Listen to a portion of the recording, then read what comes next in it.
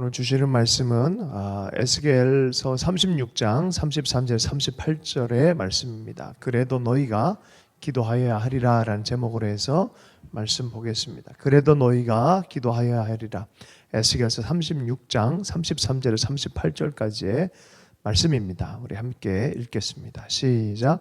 주 여호와께서 이같이 말씀하셨느니라. 내가 너희를 모든 죄악에서 정결하게 하는 날에 성읍들에 사람이 거주하게 하며 황폐한 것이 건축되게 할 것인즉 전에는 지나가는 자의 눈에 황폐하게 보이던 그 황폐한 땅이 장차 경작이 될지라. 사람이 이르기를 이 땅이 황폐하더니 이제는 에덴 동산 같이 되었고 황량하고 적막하고 무너진 성읍들의 성벽과 주민이 있다 하리니 너희 사방에 남은 이방 사람이 나 여호와가 무너진 곳을 건축하며 황폐한 자리에 심은 줄 알리라. 나 여호와가 말하였으니 이루리라. 주 여호와께서 이같이 말씀하셨느니라. 그래도 이스라엘 족속이 이같이 자기들에게 이루어 주기를 내게 구하여야 할지라. 내가 그들의 수효를 양떼같이 많아지게 하되 제사들을 양떼 곧 예루살렘이 정한 절기의 양무리같이 황폐한 성읍을 사람의 때로 채우리라. 그리한즉 그들이 나를 여호와인 줄 알리라 하셨느니라. 아멘. 그래도 너희가 기도하여야 하리라 라는 제목으로 말씀을 나누겠습니다. 인간에게는 본질이 있습니다. 인간의 본질이 있습니다. 변하지 않는 속성이라고 합니다. 죄 아래 있다는 것입니다. 죄의 본성이 DNA처럼 내재되어 있다고 얘기를 합니다. 그래서 로마서 7장에 사도 바울은 자세히 살펴보니 두 가지 법이 내 속에 있다는 것을 말하고 있습니다. 육신의 법이 있고 하나님의 법이 있다는 걸 알아버린 거예요. 육신의 법은 하나님과는 반대쪽으로 가려는 속성이 있는 걸 알게 되어지고 또 하나님 안에서 새롭게 되어진 자 혹은 아주 옛날에 잊어버렸던 그 자는 하나님의 법이 있다는 걸 알아버린 거예요. 근데 문제가 여기에 있습니다. 인간이 실존적으로는 타락한 본성 안에 있기 때문에 아주 끈질기게 이게 투쟁하고 있는 것을 봐버린 거예요. 상황만 맞으면 인간은 얼마든지 옛 본성대로 살아갈 수 있고 우리가 지적하고 우리가 비난하고 우리가 돌을 던지는 그런 아주 흉악한 사람이 얼마든지 될 수 있다는 것을 우리는 알고 있습니다. 인간을 신뢰하는 모든 것은 사실은 인간을 하나님 자리에 앉는 그 순간에 앉히는 그 순간에 모든 게 변질되어지는 것이 인류 역사를 통해서 또 문학가를 통해서 철학자들 통해서 우리가 보게 되어지는 것입니다. 인간 안에 정말 희망이 있을까라고 말할 수밖에 없어요. 많은 좋은 것들 얘기하고 비전을 얘기하고 이상을 얘기를 하면서 위대한 나라들이 세워지고 위대한 문명들이 세워지지만 오래가지 못해요. 헌법과 제도가 나쁜 나라는 없어요. 그냥 그걸 운영하는 인간이 죄 안에 있을 뿐이죠. 그러니까 제도도 좋고 헌법도 좋은데 여전히 무엇인가 하나님의 은혜와 은총이 우리 인간에게 주입되지 않으면 계속 모순으로 가고 고통으로 가고 눈물로 가고 억압으로 가고 하는 것이 인간의 일생이다라고 말하는 것이죠. 뼛속까지 존재적 죄의 본성을 갖고 있는 것이 바로 인간인 것을 사도 바울이 알아버렸어요.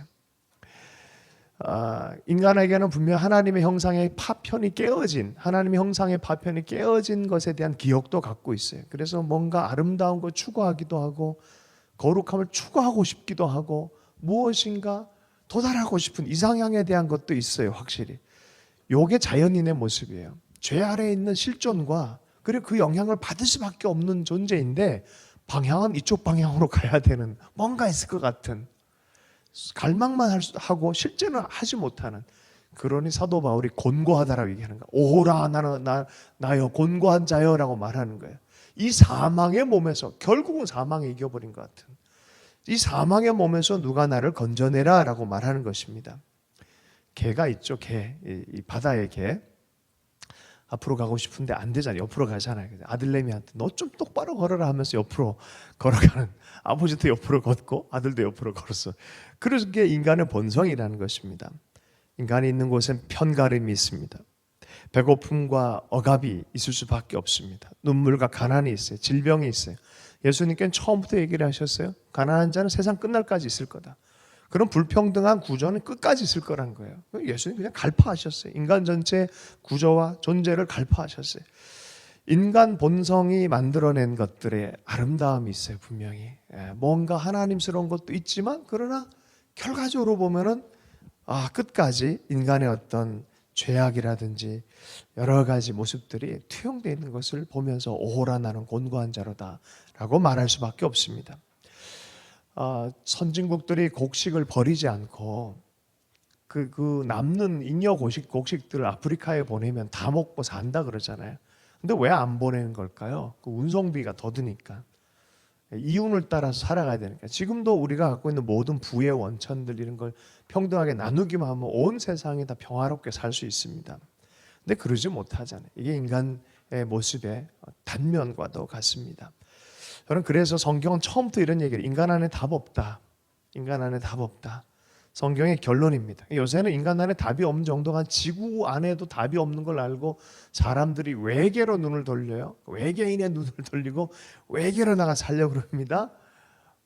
인간들이 사는 곳이 다 망가지니까 인간 없는 곳에 새로운 문명을 만들려고 인간이 노력하는 거예요. 그러니까 인간이 간 그곳에 또 인간적 냄새가 날 수밖에 없는 거예요. 인간의 딜레마입니다. 성경이 계속 얘기를 합니다. 너희 안에 답 없다. 인간 안에 답 없다. 인간 밖에서 답이 당도해야 되는 것입니다. 하나님께서 변치 않고 계속 얘기하는 것이 하나님으로부터 답이 있다는 것입니다.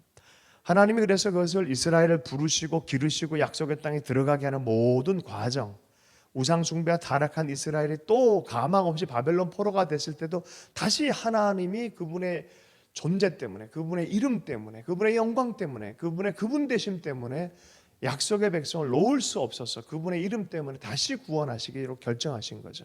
스스로 구원하시는 거예요. 스스로 그 이름을 위하여, 그 이름의 영광을 위하여 이스라엘 안에서 구원하기로 결정하는 거예요. 이게 에스겔서 36장이 얘기하는 거예요. 바벨론 포로냐? 너희들 영적 실력이나 모든 부분에 갈망은 있지만 너희들 할 수 없지. 그 돌이키는 마음조차도 하나님께로 돌이키지 않는 그 모든 마음, 포기된 그 마음이지만 나는 너희들을 포기할 수 없다는 거예요. 이게 하나님의 열심입니다. 하나님의 이름의 영광을 위해서 하나님 스스로가 그분이 하신 약속에 열심을 가지고 구원의 행위를 하시는 거예요. 그래서 하나님이 구원이세요. 하나님이 인간에게 말씀한 게 너희 힘으로 할 수 없으니 내가 너희를 구원하겠다는 거예요. 그것의 최종적 열매와 모습이 바로 예수 그리스도를 보내주겠다는 구원의 복음에 대한 말씀입니다. 인간 딜레마에 대한 하나님의 답이에요. 하나님 스스로 구원하시겠다는 거예요. 요 본문 바로 앞에 그 얘기를 쭉 하는 거예요. 그 얘기를 회복시킬 거다. 내가 직접 회복시킬 거다. 32절 주 여호와의 말씀이니라. 내가 이렇게 행하면 너희를 위함이 아닌 줄을 너희가 알리라. 이스라엘 족속아 너희 행위로 말미암아 부끄러워하고 한탄할지어다. 내가 이렇게 구원의 행위를 하는 것은 너희 행함으로 말미암은 게 아니다. 이건 내 영광을 위하여 내 본성 때문에 하는 것이다라는 거예요. 하나님의 이름의 영광을 위해서 하는 거다. 내가 너희와 언약을 했었고 내가 구원의 하나님이기 때문에 생명을 사랑하기 때문에 에스겔서 36장 얘기합니다. 시편 23편에도 내 이름 그 이름을 위하여 그 의의 하나님의 의를 위하여 그 이름을 위하여 인도하신다고 말합니다. 에베소 1장에도 그렇게 얘기하죠. 하나님의 영광의 찬송이 되게 하기 위해서 구원 행위를 주님이 친히 하신다고 말씀하십니다. 여러분 그래서 구원은 인간이 끼어들 곳이 없어요. 철저히 하나님께 속한 영역이에요. 인간의 구원에 관한 것은 하나님으로부터 와야 되는 거예요. 33절 말씀 주 여호와께서 이같이 말씀하셨느니라. 내가 너희를 모든 죄악에서 정결하게 하는 날에 성읍들에 사람이 거주하게 하며 황폐한 것이 건축되게 할 것인즉. 하나님이 움직이셔서 구원하기로 결정하는 것은 너희들의 행함이 아니라 너희들은 사실 부끄러워해야 될 상황이다. 상황 자체는. 그러나 이건 내가 직접 하는 건데 그날에는 어떤 일이냐. 너희들의 영혼을 정결하게 할 것이다. 정결하게 영혼의 정결함 이후에 삶의 회복이 나타나게 할 것이다. 사람이 거주하게 하고 황폐한 것이 건축되게 할 것이다라는 거예요. 이게 요한 1서의 말씀에 내 영혼이 잘된 같이 내가 범사에 잘되고 강건하기를 원하노라 하는 영적 원칙과 너무나 맞물려 들어가는 말씀이죠. 먼저는 영혼의 정결, 말씀의 회복을 시작한 다음에 삶의 회복을 주겠다는 거예요. 죄 해결, 구원의 주를 인정하며 따라가는 그런 삶 안에 하나님께 주시는 실제적 축복도 있다라고 말합니다. 범사에 잘 되기를 원하는 거예요. 실제로 구약의 말씀은요, 영적인 회복, 하나님과의 관계 회복 다음에 그 말씀에 순종 다음에 반드시 들어가고 나와도 다 복을 받는다는 것이 다 물질적인 복에 대해서 얘기를 하는 거예요. 그러니까 그거를 좀 더 확장시켜서 영적인 복으로 예수님께서 말씀하기 시작한, 그건 그림자와 같은 복이고 영원한 복이 있다, 더 큰 복이 있다라고 예수님께서 우리의 눈을 영원한 세계를 향해 들게 하신 거죠. 34절 35절 말씀 봅니다. 전에 지나가던 자의 눈에 황폐하게 보이던 그 황폐한 땅이 장차 경작이 될 거다. 버려진 땅, 황폐한 땅이 경작될 거라 얘기를 합니다. 35절 사람이 이르기를 이 땅이 황폐하더니 이전에 에덴 동산같이 되었고, 회복의 정도가 완전히 하나님과 함께했던 그 첫 보기에 심히 좋았더라. 사람과 더불어 물질 환경 모든 만물을 창조한 다음에 주님이 심히 좋았다라고 얘기했던 심히 좋은 환경을 만들겠다는 거예요. 주님께서 에덴 동산같이 되었고 황량하고 적막한 무너진 성읍들의 성벽과 주민이 있다 할 것이다. 내가 움직이면 그런 일들을 하겠다. 너희들에게 이런 일들을 하겠다는 거예요. 황폐한 땅이 경작됩니다. 버려진 땅이 에덴 동산 같습니다. 여러분, 황량하고 을씨년스러운 땅과 폐허된 것을 보면 우리가 뭐라 합니까? 아이고, 귀신 나올 것 같다라 얘기를 하죠. 왜? 거긴 하나님이 안 계신 것 같죠. 하나님이 거하면 빛이 나타나고 사람들이 모여들기 시작하고 사람들이 치유가 되게 해주기 시작하고 그 땅이 아름답게 변하기 시작하는 거예요. 자, 근데 버려진 땅은 을씨년스럽고 귀신이 사는 땅 같고 사람들이 살 만한 땅이 아닌 것이죠. 여러분, 이건 영적 원칙이에요. 하나님과의 관계가 회복되고 그 사랑과 생기가 나오기 시작하면 사람이 회복되기 시작합니다. 사람이 회복되지만 옆에 있는 환경들이 회복되는 게 주님의 뜻인 줄로 믿습니다. 그래서 트랜스포메이션이라는 그 다큐멘터리, 이 아주 귀한 다큐멘터리를 보면 실제로 믿음의 회복으로 말미암아 환경의 회복, 땅의 회복, 소산의 회복까지 엄청나게 나오는 것을 우리가 본 적이 있습니다. 트랜스포메이션 1, 2, 3 다큐멘터리로 나온 게 있어요. 여러분, 그리고 이런 역사에 대해서 하나님이 늘 기억하기를 원하는 어떤 역사가 있어요. 그게 뭐냐? 출애굽을 기억해라 라고 말해요. 출애굽을 기억해라. 60만 장정이 나왔어요. 어른과 이 노인과 아이들까지 다 합치면 많게는 200만까지 된다 그래요. 지금도 200만이면 뉴질랜드 인구수입니다. 그 사람들을 광야를 데리고 나왔어요. 이스라엘 역사는 이게 신화가 아니라 실제 역사예요. 그들에게는. 우린 자꾸 이걸 신화처럼 생각하는데 이들에게는 자기 민족의 근원이 실제의 역사예요. 60만 명, 수백만 명을 끌고 그 나라를 데리고 온다는 것. 노예 생활했던 사람, 질서도 없고 어떤 마음속의 비전이나 하나님 나라에 대한 분명한 의식도 없는 사람들 60만 명, 200만 명을 데리고 나와서 인도한다는 것은 사람의 힘이 아닌 것이죠. 그 안에 하나님이 역사하셨죠. 창출레민신을 보십시오. 무슨 얘기인가? 하나님의 법령에 대한 얘기예요. 기둥과 같이 십계명 세우고 613가지 248 하라 365 하지 말라 합천인 613가지의 계명을 통해 법령을 통해서 사람들은 이렇게 살아야 되고 공동체는 이렇게 살아야 되고 나라는 이렇게 살아야 된다. 뭐예요? 노예 백성과는 다르게 살아야 된다. 세상 백성과는 다르게 살아야 된다. 하나님을 모시고 하나님 나라로 살아가는 것. 국가 전체와 민족 전체가 제자화되어지는 게 뭔지를 가르쳐 준 거예요. 하나님의 뜻을 따라 살아야 되는 것에 대해서 가르쳐 준 거예요. 1975년 8월에 로렌 커닝햄이란 분이 콜로라도 휴가 중에 갑자기 CCC 본부가 거기에 있는데 빌 브라이트 박사님 부부가 초대를 했어요. 근데 가기 바로 전에 기도 중에 로렌 커닝햄이 민족과 나라를 제자화하는 것에 대해서 하나님 마음이 막 뜨거워져서 노트에 썼다는 거예요. 요만한 수첩에다가 요 영역, 이 영역, 이 영역, 이 영역, 이 영역. 그리고 빌 브라이트 불러서 딱 갔단 말이죠. 갔는데 막 설명을 하더라는 거예요. 이 나라를 제자화하기 위해서 이 영역, 이 영역, 이 영역, 이 영역. 너무 놀라가지고 수첩을 딱 꺼내서 보여줬다는 거예요. 보여줬다는 거예요. 그리고 나서 이건 하나님의 뭔가 뜻이 있나 보다 해서 영역의 제자화에 대해서 드디어 이 사람들이 CCC와 와인 왜 자꾸 영역 선교를 하려고 그러냐? 바로 이런 특별한 만남이 있었기 때문에 그래요. 그 전에도 있었어요. 아브라함 카이퍼라는 사람이 네덜란드 수상이었어요. 철학자였어요. 목사였어요. 그리고 정치인이 있어요. 이분이 이제 영역 주권이라 그래서 하나님의 주권에 대해서 인정을 해드리는 그런 방식으로 네덜란드 통치했을 때 상당히 부강한 나라가 되었어요. 윌리엄 캐리가 인도에 개척하러 갈 때도 사회 영역 프로그램을 사용했었어요. 아시아 사람들을 위한 간행물을 만들고 가난한 자를 위한 은행 설립을 했었고 학교를 시작했었고 교회를 개척했고 당시만 해도 과부들을 남편이 죽으면 과부들을 다 불에 태워 죽이는 게 있었어요. 그거를 변화시키려고 법령을 만들어 가지고 어떻게 해서든지 이걸 바꾸려고 노력했던 사람이 바로 윌리엄 캐리죠.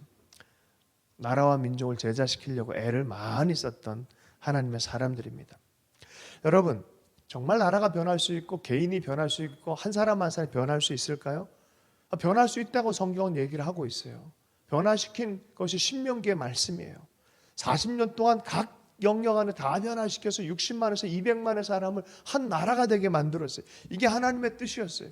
그리고 300년 이후에 중동에서 가장 유명하고 아름다운 나라가 돼서 많은 곳에서 이 나라를 배우려고 왔다고 얘기를 합니다. 솔로몬 왕이 세워졌을 때 수많은 사람이 지혜를 듣고자 찾아왔다고 얘기를 합니다. 오늘날에도 마찬가지예요. 하나님의 뜻을 따라서 하나님께서는 하실 수 있다. 나라를 변화시킬 수 있을까? 하나님은 하실 수 있다. 북한이 변화될 수 있을까? 하나님은 하실 수 있다. 사람이 변화될 수 있을까? 하나님은 하실 수 있다. 그 믿음 안에 나아가는 사람들에게는 하실 수 있다는 거예요. 제자들이 변화했잖아요. 제자들이 언제 정말 변할 수 있을까요? 제자들은 성령의 역사가 일어나기 전까지는 어떻게 보면 자연인이에요. 하고는 싶지만 실력이 없었던 거예요. 하고는 싶은데 안 됩니다라고 말하는 거예요. 형편없다는 거예요. 근데 언제부터 이런 일이 생겼습니까? 말씀대로 부활의 십자가와 부활을 경험하고 말씀이 실제라는 걸 경험하고 먼저 말씀에 대한 하나님의 말씀에 대한 확실한 믿음의 신뢰, 하나님 보여준 비전에 대한 신뢰가 나타난 그 사건, 십자가와 부활 사건. 그리고 나서 너희들 그거 아는 것으로는 못한다는 거예요. 그럼 어떻게 해요? 너희들이 기도하면서 성령을 기다리라. 성령이 역사하면 너희들 할 수 있다는 거예요.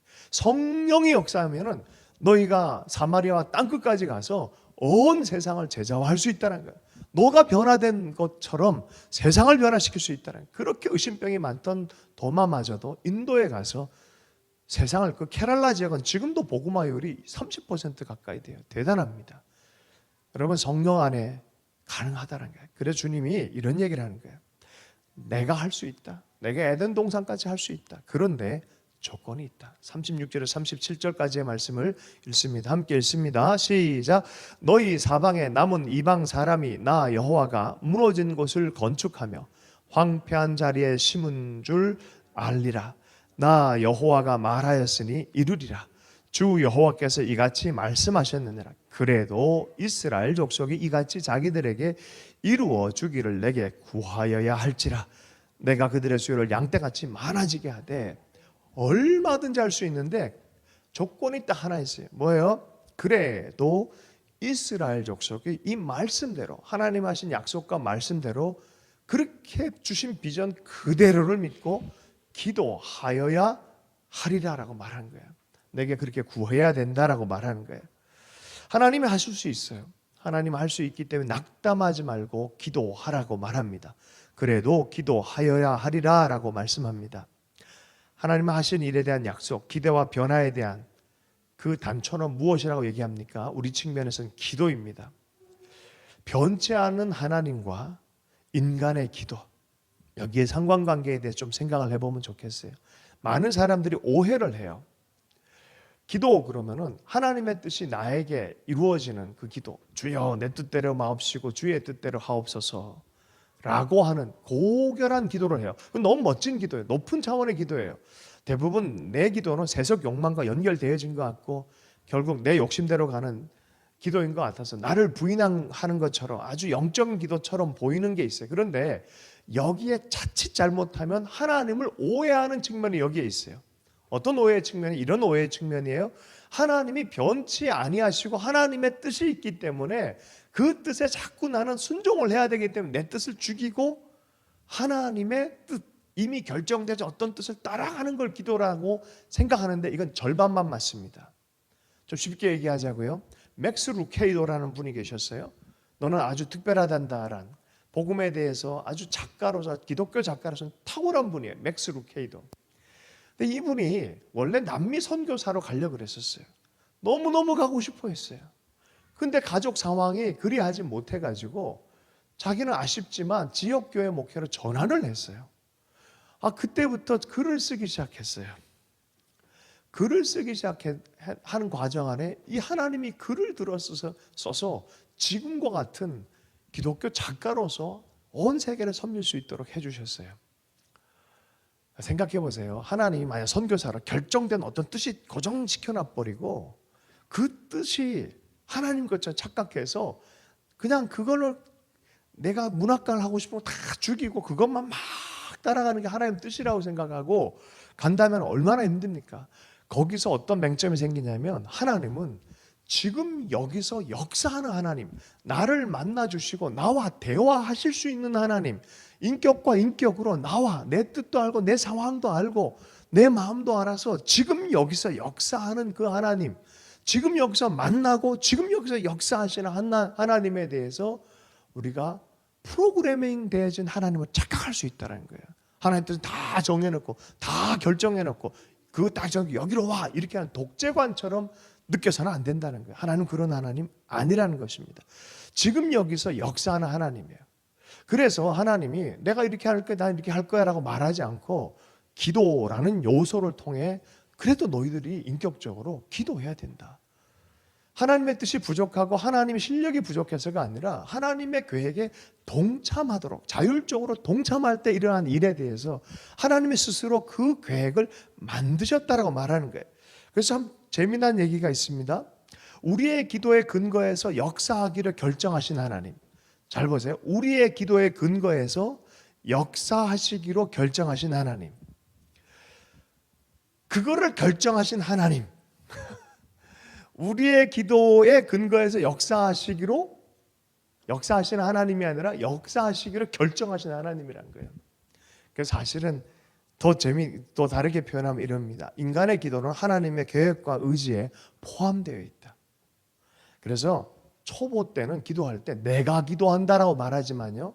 하나님과의 인격적 교제가 많이 일어난 사람들에겐 이런 표현이 나타나기 시작해요. 하나님께서 기도케 하신다. 예전엔 내가 기도하는 줄 알았어요. 내가 그거 하는 줄 알았어요. 근데 기도가 일어난다는 건 하나님의 의도가 나타난다는 것을 이해하기 시작하는 거예요. 이게 쌍방적인 것이지 이게 나 혼자의 어떤 읊조리는 얘기도 아니고 하나님의 어떤 계획, 결정된 하나님 어떤 폭도 없고 어떤 가능성도 없는 어떤 것에 그냥 그렇게 하는 것이 아니라는 것입니다. 여러분 하나님 위대하신 분이십니다. 인간에 의지하는 것이 아니라 하나님 부족하기 때문에 하나님이 2% 부족해서 인간이 기도하는 것을 좀 플러스 시켜서 100% 만드신 그런 하나님이 아니라 하나님 100% 하나님이지만 그 하나님의 100%의 계획에 우리를 동참시키는 하나님이란 거예요. 우리를 동참시키는 하나님. 여러분 그래서 우리는 기도해야 됩니다. 우리 인간이란 존재성 안에서 우리는 기도해야 됩니다. 인간이 기도하지 않는 것은 하나님을 화나게 하는 것이다. 루터가 얘기한 겁니다. 우리를 만나러 오신 하나님, 교제하고 만나고 살리시기 원하시는 인간을 영원히 사랑하기로 예수님 안에서 결정하신 하나님, 그 하나님은 지금 여러분 보세요. 야, 너 나랑 저기 가자라고 초청하셨어요. 누군가를 초청했어요. 그런데 상대가 이런 얘기를 해요. 나 혼자 좀 가고 싶어. 그거 어딘데요? 나 좋아요. 가길 원하는데 지도를 주세요라고 말하는 거예요. 아니 지도 말고 나를 좀 이렇게 와. 내 손 잡고 나랑 교제하면서 가라고 하는데 아니 지도를 주세요. 지도를. 많은 사람들이 그리스도를 따라가며 믿는 것을 지도를 소유하는 것을 착각할 때가 있어요. 아니죠. 그분이 길이요 진리잖아요. 그분과 함께 동행하는 거죠. 그 사랑하시는 변함없는 인격, 하나님의 정말 지금도 역사하는 살아가서 역사하신 그 하나님과 함께 하길 원하는 거예요. 말씀을 좀 마무리하면서 함께 기도할 시간 좀 가져 좋겠는데요. 누가복음 18장 말씀에 기도 중에 낭망하지 말라고 얘기를 합니다. 쉬지 말고 기도하라는 거예요. 기도를 쉬는 것은 비신앙의 자세로 위로받을 길이 없다라고 바르트란 신학자가 얘기했어요. 기도를 쉬는 것은 비신앙의 자세로 위로받을 길이 없다. 하나님의 뜻을 알았다면 우리는 거기에 하나님의 마음이 합해서 기도하기 시작한다는 거예요. 다른 말로 하면 하나님의 계획이 언제 다운로드가 되어지고 지금 여기서 살아서 역사하신 하나님의 뜻이 언제 내 삶 안에 실제화되어지냐? 내가 기도할 때라는 거예요. 내가 기도할 때 하나님이 역사하신다는 거예요. 많은 사람들이 기도의 효용성에 대해서 많이 이 하나님에 대해서, 역사하는 하나님에 대해서 오해를 해서 기도해도 안 되더라고 자꾸 얘기를 해요. 그래서 예수님이 기도할 때 낭망하지 마라. 낭망하지 마라. 끝까지 해서 그분은 지금도 여기서 역사하시는 하나님이다라는 거예요. 그 하나님의 계획을 따라서 하나님과 교제 나누며, 오늘 여기서도 교제 나누며 끊임없이 기도할 때 너의 삶은 그렇게 변화할 거란 거예요. 에덴같이 변화할 거란 거예요. 관계가 회복될 거란 거예요. 역사가 일어날 거란 거예요. 지금 여기서 하나님의 선한 뜻이 일어날 거란 거예요. 병든 것이 치유가 될 거란 거예요. 낭망치 말고 기도해라. 하나님, 그렇게 성격 나쁘고 고집스러운 재판관도 들어줄 수밖에 없는데, 하나님은 선하신 분이고 사랑하시는 분이고 약속을 지키는 분이고 인격에 있어서 불변하신 분으로 절대로 그 기도 가운데 멈춰 계신 분이 아니라는 거예요. 오늘 여기서 살아서 역사하신 그 하나님 의지하고 그 하나님의 뜻을 받아들인 것은 우리가 기도에 동참할 때입니다. 여러분, 기도를 쉬지 마십시오. 그래도 너희가 기도하여야 하겠는지라 라고 말씀하신 이 말씀의 뜻을 따라서 우리가 기도할 때 하나님의 계획에 동참시켜 주신 하나님의 마음을 알아서 계속 동참하십시오. 그리고 사용받기를 간구했으면 좋겠습니다. 말씀을 마무리하면서 작년도 11월 11일 날에 우리가 함께 나라의 임하옵시며라는 집회를 우리 신촌 기도의 집과 같이 이렇게 사역하고 있는 어린 양 교회에서 예배를 드릴 때 인도네시아에서 온 IBF 대표 부부가 그 교회에 있었어요. 근데 그 집같이 돼 있기 때문에 거기에 머물러 있었었는데 한 1개월 정도만 와서 세브란스에서 치료를 받기를 원했어요. 인도네시아에서는 더 이상 손 쓸 수 없었다 그랬었고, 세브란스에 와서 치료를 받는 과정 안에 이게 뭐 어떻게 될지 모르는 거죠. 그래서 11월 11일 날 그 소식을 듣고 우리가 예수 이름으로 기도했어요. 그래 간절한 열망이 생겼어요. 기도를 해주고 나서 한 1개월, 2개월은 끝날 줄 알았는데 4월까지 있었어요. 4월까지 있다가 이제 그 교회 건물 자체가 또 다른 분에게 해야 되는 상황이 되어져서 나오는 상황에 교회가 간절하게 또 기도해 줬다고 합니다. 어저께 연락이 왔대요. 정말 그 얼굴을 본 사람은 이해가 안 되는 상황인데 이분은 이제 끝났구나 싶을 정도의 절망 가운데인데, 우리가 기도하면 계속 기도가 일어나요. 기도하면 성령의 감동이 있어요. 선포하고 나은 거에 대해서 선포를 했었는데, 기도해 준 우리가 되게 미안했어요. 도리어 기도받는 사람은 예의상 기도받는 느낌이 들었어요. 그리고 굉장히 소망도 있었지만 이런 느낌, 또 기도해 주는 사람들 안에서도 또 그런 느낌도 있었다고 고백하는 문자를 제가 받았어요. 어저께 소식이 왔어요. 암이 사라졌대요. 우리가 분명히 봤잖아요. 인도네시아에서 손 못 쓴다고 그랬어요. 세브란스에서도 이게 그냥 한꺼번에 시작될 수도 없는 그런 상황이었는데 깨끗하게 낫다라고 소식을 받았어요. 여러분, 우리가 계속 기도해야 될 이유가 여기에 있습니다. 변하지 않고 또 힘들지 않고 또 포기하지 않고 계속해서 하나님 신뢰하면서 우리가 동행하면서 기도할 수 있는 우리의 삶이 됐으면 좋겠습니다. 오늘 여러 가지 상황 때문에 제 시선을 많이 왔다 갔다 했는데 하나 꼭 잊지 마십시다. 기도하십시다. 그래서 그래도 기도하여야 하겠는지라 함께 기도하도록 하겠습니다. 하나님 아버지, 하나님께서 에덴같이 우리를 변화시킬 수 있고 삶도 변화시키며 모든 상황을 주의 아름다운 나라가 되도록 변화시킬 수 있는 분이십니다. 지금도 그렇게 행하시는 분이십니다. 하나님, 표적과 기사를 온 열방 가운데 지금도 행하시는 분이십니다. 권능을 행하시는 분이십니다. 주님을 신뢰합니다.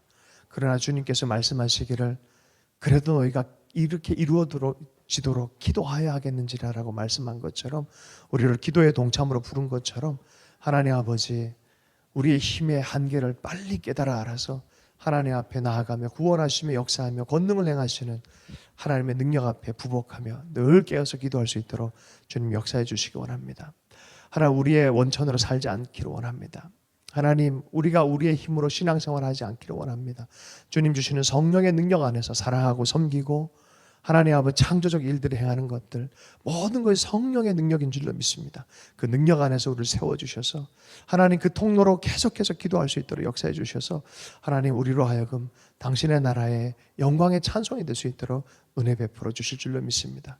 이 한 주의 삶도 주님께 의탁합니다. 살아계신 예수님 축복하며 기도했습니다.